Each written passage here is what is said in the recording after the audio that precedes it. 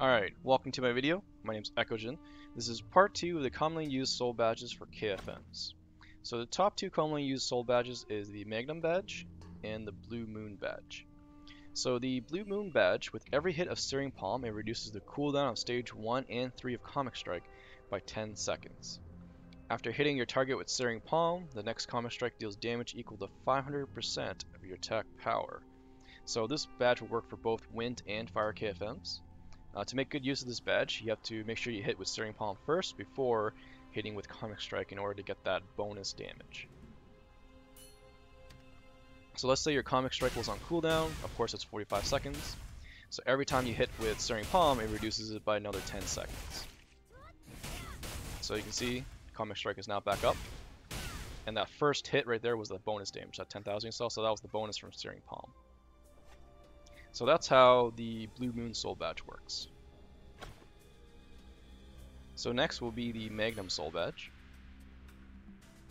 So when you use Guiding Fist, it inflicts a stage 1 Searing Palm effect on the target for 10 seconds.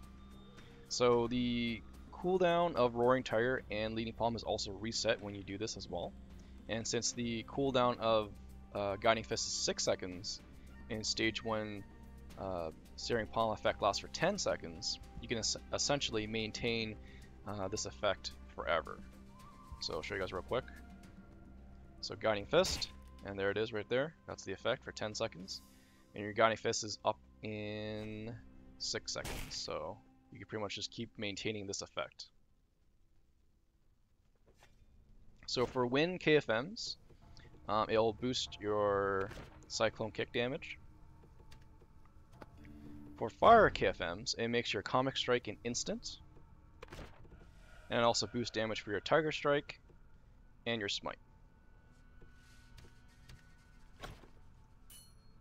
So when comparing these two badges, in terms of usage, the Magnum Soul Badge is number 1 due to popularity, because the effects allow it for consistent damage without any major changes to your rotation. Not to say that the Blue Moon Soul Badge is bad, as it does boost the damage of your Comic Strike, but that's only when Comic Strike is available. So now if you're in let's say you're in a party with a Warlock, and so that's when the Blue Moon Soul Badge really shines. So you'll want a blue buff right after Soul Burn is used, and the effects of blue buff will reset your Comic Strike to every 2 seconds.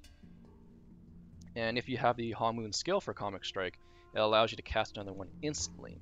And since the condition to ready awakened Searing Palm is very easy, just remember to hit with Searing Palm first before Comic Strike to get the bonus damage.